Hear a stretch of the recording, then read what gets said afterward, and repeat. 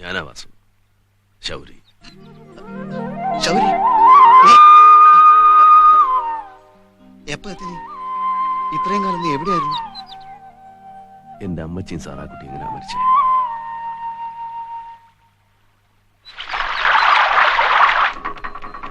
ഇനിയിപ്പോ അതൊക്കെ ആലോചിച്ച് വിഷമിച്ചിട്ട് കാര്യമില്ല ശൗരി.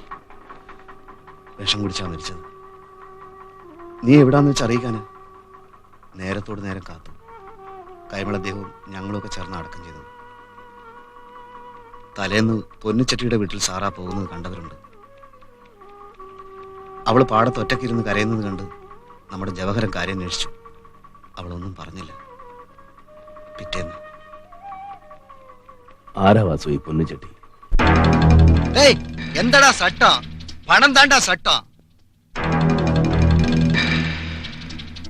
മുതലാളി രക്ഷിക്കണം. തന്റെ കയ്യിലെ വെച്ചുക്കോ. മലയാളം അറിഞ്ഞൂടാ സർദാന വക്കീല്? വളരെ ശരിയാ മോനെ. കടം വാങ്ങിയത് നേരാ. പാടം തിരിച്ചു കിട്ടിയ പണി ചെയ്ത് ഞാൻ പലിശയും തീർത്ത് മടക്കി തന്നോളാം. മടക്കി മടക്കി എങ്കടാ മടക്കരുത്? മടക്ക വന്നിട്ടാണ് പറഞ്ഞത് കേട്ടില്ലേ? ഒന്ന് പോടാ പോടാ. കല്യാണം കഴിച്ചില്ലേ? ഭാര്യയുടെ പേരെന്താ?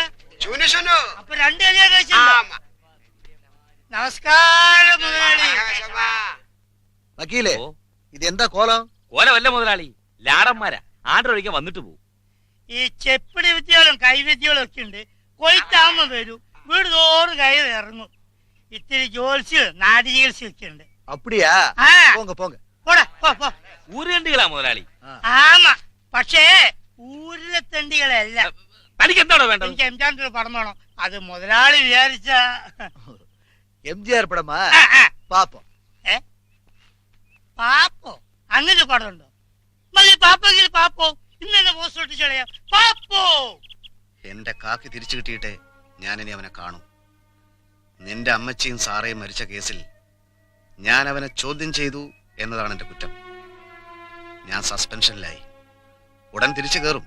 ആ, നമ്മുടെ ബഷീർ ഇപ്പൊ മന്ത്രിയാ. അറിഞ്ഞു. ഞാൻ ബഷീറിനെ കണ്ട് സംസാരിച്ചിരുന്നു. സസ്പെൻഷന്റെ കാര്യം ശരിയാക്കാമെന്നാണ് പറഞ്ഞിരിക്കുന്നത്. ഞങ്ങളുടെ വീട്ടിലിപ്പോ ആരാ താമസം വാസു? വീടിപ്പോ ചെട്ടിയാരുടെ കൈവശമാണ്. അയാളത് പുതുക്കി പണിതത്. വീട് പണയം വെച്ച് സാറ ചെട്ടിയാരുടെ കയ്യിൽ നിന്ന് കുറെ കാശ് കടം വാങ്ങിയിരുന്നു. നിന്റെ അമ്മയുടെ ചികിത്സക്കും കച്ചവടത്തിനും ഒക്കെ ആയിട്ട്. കച്ചവടമൊക്കെ പൊളിഞ്ഞു, കടം നിന്നു, പലിശയും.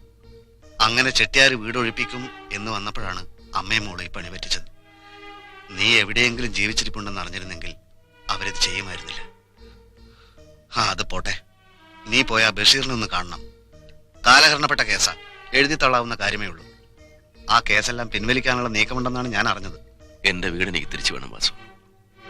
എന്റെ അപ്പനും അമ്മച്ചിയും പെങ്ങളും കഴിഞ്ഞിരുന്ന വീടാ. പാപ്പി മാപ്പിളയുടെ മകനായിട്ട് എനിക്ക് അവിടെ തന്നെ കഴിയണം. എല്ലാം നേരെയാക്കാം. ആ കേസൊന്ന് പിൻവലിച്ചോട്ടെ. എത്ര നാളിങ്ങനെ ഈ ലാടന്റെ വേഷത്ത് കഴിയാനാ? ലാടൻ ആദ്യമായി ഇവിടെ ഇല്ലയോ? ആമാഷ്മ, നാട്ടിലെ ഊട്ടുവരെയായിരുന്നു ഒരു കാലത്ത് ഈ വീട്. ഇപ്പൊ എന്നാ ചഷ്മ? ഇപ്പോഴും അതുപോലെ തന്നെ. ഐശ്വര്യലക്ഷ്മി അല്ലേ അമ്മ? അന്നപൂർണേശ്വരി.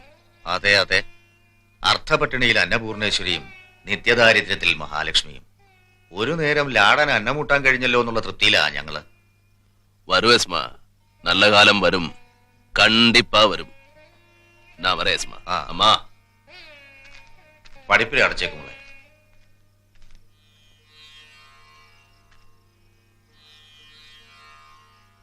പാർവതി കുഞ്ഞേ,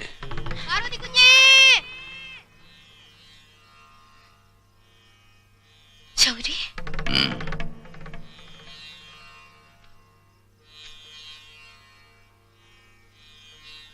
നോക്കാൻ ഏൽപ്പിച്ചു പോയതല്ലേ പാർവതി കുഞ്ഞെ? അമ്മച്ചി സാറാക്കുട്ടി നോക്കിയില്ലല്ലോ. വേണ്ട, ഞാൻ പോവുക. ഇപ്പൊ ആരും അറിയണ്ട. പിടികിട്ട പുള്ളിയായിരുന്നു.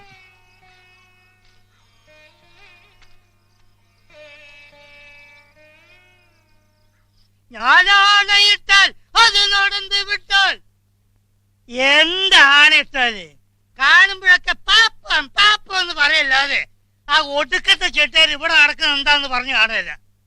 എന്റെ പൊന്നും വാദ്യാരെ, ഇന്ന് 5:30 ബോട്ടിനെങ്കിൽ നിങ്ങൾ ഇവിടെ വന്നില്ലെങ്കിൽ ഇവിടെ നോക്ക്, ഇങ്ങോട്ട് നോക്ക്. ആ കാണുന്ന പുഴയിലെ ചന്ദ്രാപ്പിരിക്കാര് ഉറുമീസിന് ചവ പോന്തു. അത് കാണാൻ ഇഷ്ടണ്ടാവില്ലല്ലോ. അത് മാത്രല്ല, പിന്നീട് അവിടെ കിടന്ന് വെള്ളം കയറി വീർക്കുമ്പോ നാട്ടുകാര് പോലീസിനെ കൊണ്ടുവരും. വാഴപ്പോള പോലെ അങ്ങോട്ടും ഇങ്ങോട്ടും ഇങ്ങനെ ഒഴുകി നടക്കും. കണ്ട പൊത്തലും നെത്തലും മാക്രിയും പാമ്പും എല്ലാം കൂടി കടിച്ചു വലിച്ച് താഴോട്ട് കൊണ്ടുപോകും. അവിടെ കിടന്ന് ഞാൻ ശ്വാസം മുട്ടി മരിക്കും. മരിച്ചില്ലേ? ഇല്ലേ? இல்ல.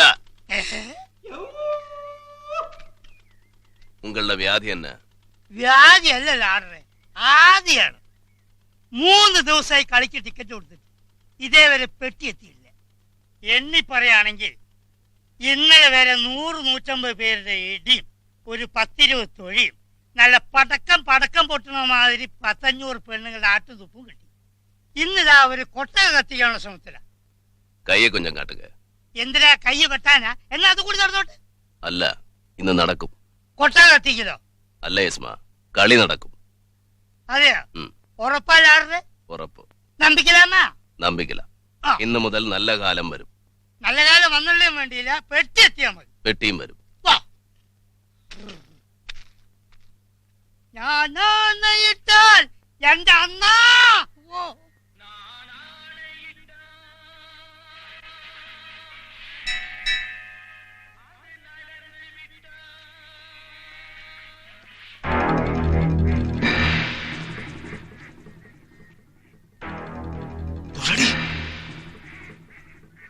തൊഴുതിട്ടാ വരുന്നത്. അതല്ല, മുതലാളിയെ തൊഴാൻ.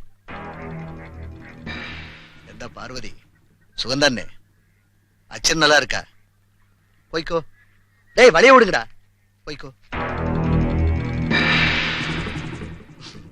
വക്കീല്, ഓ, ആ കുട്ടി നന്നായിട്ടുണ്ടല്ലോ.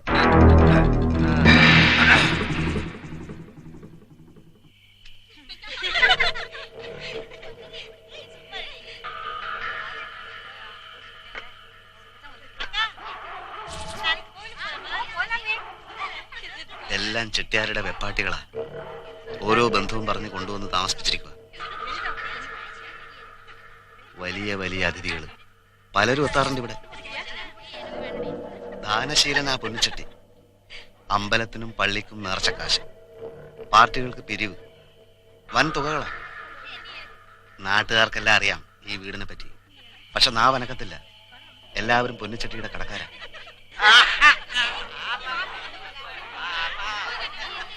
നായരുടെ പേര് പറഞ്ഞ് വക്കീലും ക്രിസ്ത്യാനിയുടെ പേര് പറഞ്ഞ് ചാക്കോയും പാടം തുണ്ട് തുണ്ടാക്കി ചെട്ടിയാർ കടിയറ വെച്ചു. സർക്കാർ റേഷൻ കടകൾ തുറന്നു. പക്ഷെ റേഷനൊക്കെ ചെട്ടിയാരുടെ ഗോഡൌണില. ഒന്നും പറയണ്ട എന്റെ ശൗരി. ഇനി ഇപ്പോഴത്തെ ഭരണം എന്തൊക്കെയാണാവോ ചെയ്യാൻ പോകുന്നത്. ഒന്നും അറിഞ്ഞുകൂടാത്തവൻ എന്തുമാകാമല്ലോ. MD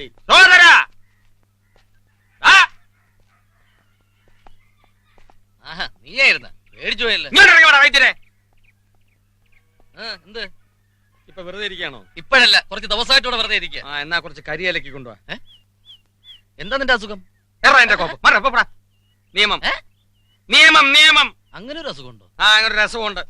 നിന്റെ പേരിന്റെ അറ്റത്തുള്ള ഈ ബിരുദം MD കരിതേച്ച് മാച്ചുകളാ. അയ്യടാ, മാച്ചുകളാനെ. അതെന്റെ ബിരുദമല്ലാന്ന് നാട്ടുകാർക്ക് മുഴുവൻ അറിയാം. അതെന്റെ ഇനീഷ്യലാ, MD.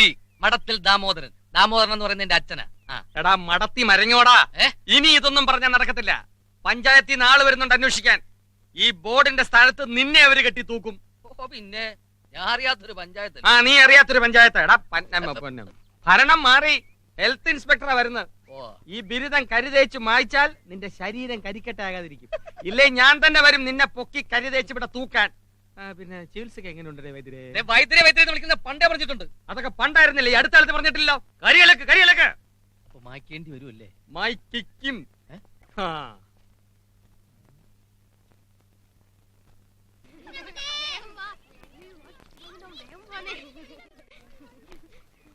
നമസ്തേ ടീച്ചർ. നമസ്തേ. പിള്ളേരെ, കുഞ്ഞമ്മോ, കഥയച്ചടിച്ച് വന്നിട്ടുണ്ടല്ലോ. നിഴലിനെ വരിച്ച പെൺകുട്ടി കണ്ടില്ലായിരുന്നോ? ഇല്ല, അച്ചടിക്കൊന്ന് എഴുതിയിരുന്നു. കൊള്ളാം കേട്ടോ, ഞാൻ വായിച്ചു. ഞങ്ങളെ പറ്റി കുറച്ചുകൂടിയൊക്കെ എഴുതായിരുന്നു. ചരിത്രമേറെ പറയുന്ന വീട്ടിൽ ജനനം, ചാരിത്രത്തിന് കാവലായി വാളൂന്നി ജീവിച്ച കാരണവന്മാരും. ആദ്യത്തെ ഓർമ്മ ആയിരപ്പറ പാടത്താണ്. ഉഴലിനും നടിയലിനും കൊയ്ത്തിനും മെതിക്കുമിടയിൽ ശൗരിയോടൊപ്പം കളിച്ചു നടന്ന കാലം. ശൗരി വാ, നമുക്ക് ഇവൻ ഏതാ? നമ്മുടെ പാപ്പിയുടെ മോനാ. കഴിച്ചോടാ. നായിക്കും നസ്രാണിക്കും പ്രസാദം കൊടുക്കരുതെന്ന് ആ ചൊല്ല്. ആര് ചൊല്ലുന്ന? ഏതെങ്കിലും ഒരു ശുംഭം പറഞ്ഞു കാണും. തലമുറകൾ ഏറ്റു ചൊല്ലുന്ന വിവരക്കേടിനാ പഴഞ്ചൊല്ലെന്ന് പറയുന്നത്. കുഞ്ഞുങ്ങൾക്ക് എന്തോന്ന് ജാതി. അവര് പ്രസാദിച്ചാലേ ഈശ്വരൻ പ്രസാദിച്ച പോലെ. ദുർവാശിയുള്ള പരദേവതകൾ ശപിച്ചു കാണും. നാട്ടുകാർക്ക് അന്നമൂട്ടി അറയൊഴിഞ്ഞ വീട്ടിൽ നിലവിളക്ക് കത്തിച്ച് നെടുവീർപ്പിട്ടു യൗവനം. കേട്ടോ പാപ്പി, അമ്മൂമ്മ പണ്ട് പറയുമായിരുന്നു, തനിക്ക് താനും പെരയ്ക്ക് തൂണുവന്നു. അന്നേ നോക്കിക്കണ്ട് കുറെയൊക്കെ അറ മാറ്റിയിട്ടിരുന്നെങ്കിൽ ഇന്ന് ഭിക്ഷ ചോദിക്കാതെ കഴിയാമോ. ആറ്റി കളഞ്ഞാലും അളന്നു കളയണമെന്ന ഏമാന് നല്ലതേ വരൂ. കർത്താവിന്റെ മുഖമായ മോന്. കുരിശിലേറ്റുവോ പാപ്പി? കുരിശിലേറ്റിയാലും 3-ാം നാൾ ഉയർത്തെഴുന്നേൽക്കുമല്ലോ കർത്താവ്. ശൗരി,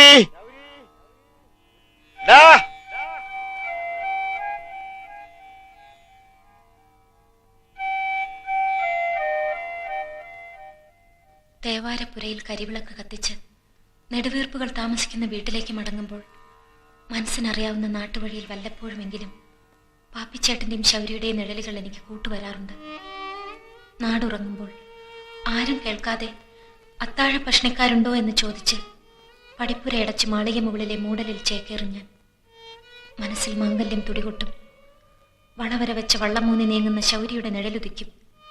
കണ്ണടച്ച് ആ നിഴലിനെ വരിക്കും ഞാൻ. ഞങ്ങളെ ഉണർത്താൻ ഉദയം ഒരിക്കലും വരാതിരുന്നെങ്കിൽ. എന്തിനു പോകുന്നെന്നോ എങ്ങോട്ടെന്നോ ഒരു രൂപവുമില്ല. ആരോടും ഒന്നും മിണ്ടിയില്ല. കൂടെയുള്ളവരെല്ലാം ജോലി തേടി നാട് വിട്ടവരാണെന്ന് മാത്രം മനസ്സിലായി. ഏതോ ഒരു രാത്രിയിൽ വീണ്ടും പത്യമാരിൽ നിന്ന് കടലിലേക്ക് എടുത്തെറിഞ്ഞു. നീന്തി തളർന്ന് കരക്കടിഞ്ഞു. കൂടെയുള്ളവരെല്ലാം ഓരോ വഴിക്ക് പോയി. ഞാൻ എൻ്റെ വഴിക്കും. കരിക്ക് വെട്ടിവെക്കുന്ന റഹ്മാനിക്കയുടെ സഹായത്താൽ സിംഗപ്പൂരിലെ മിലിറ്ററി ഹോസ്പിറ്റലിൽ ടീ ബോയ് ആയിട്ട് ജോലി കിട്ടി. കള്ളപ്പേരിൽ ഇത്രയും നാൾ ജീവിച്ചു. പേടിച്ചിട്ടാ കത്തയക്കാതിരുന്നത്. പോലീസ് പിടിച്ചാലോ. വീട്ടിലേക്ക് ഞാൻ കൊടുത്തയച്ച കാശൊന്നും അവിടെ കിട്ടിയിട്ടില്ലെന്ന് വാസു പറഞ്ഞപ്പോഴാണ് ഞാൻ അറിയുന്നത്. സാറാക്കുട്ടിയെ കെട്ടിച്ചയക്കാൻ വന്നതാ. കല്ലറ മണിയാനാ വിധി. എന്റെ പെങ്ങളെ അമ്മച്ചി നോക്കിയില്ല പറഞ്ഞു കുഞ്ഞ്. പാപ്പിച്ചേട്ടൻ മരിച്ചതും ശൗരി പോയതും ഒക്കെ ഞങ്ങൾ കാരണമാണെന്നും പറഞ്ഞ് പിണങ്ങി നടക്കുകയായിരുന്നു സാറേയും അറിയിച്ചെടുത്തേയും. അടുക്കാൻ എത്ര നോക്കിയിട്ടും അടുത്തില്ല. എഴുതി അറിയിക്കാൻ ശൗരിയുടെ വിലാസവും ഇല്ല. വീട്ടിലെ പ്രശ്നങ്ങളാണെങ്കിൽ അതിലേറെ ഒന്നും ചെയ്യാൻ കഴിഞ്ഞില്ല. സാരമില്ല പറഞ്ഞു കുഞ്ഞ്. മനസ്സ് നന്നങ്ങ് പറഞ്ഞു പോയതാ. ആ ചെട്ടിയാരെ കയ്യിൽ നിന്ന് ഞങ്ങളുടെ വീട് ഒഴിപ്പിച്ചെടുക്കണം. അതുവരെ കാണും ഞാനിവിടെ. അത് കഴിഞ്ഞ പോവും. തിരിച്ചു പോകണം. ജീവിക്കാനുള്ള കൊതി കൊണ്ടൊന്നുമല്ല. ആത്മഹത്യ ചെയ്യുന്നത് ആണത്തമല്ലാത്തതുകൊണ്ട്. പോകരുത് ശൗര്യൻ, എങ്ങും പോകരുത്. മറ്റാരുമില്ല ഞങ്ങൾക്ക്. കഥ വായിച്ചില്ലേ? വായിച്ചു. വായിച്ചേ ഉള്ളൂ. എന്നെ കണ്ടില്ലേ? പാർവതി കുഞ്ഞെ, ഇവിടുന്ന് പോകരുത്.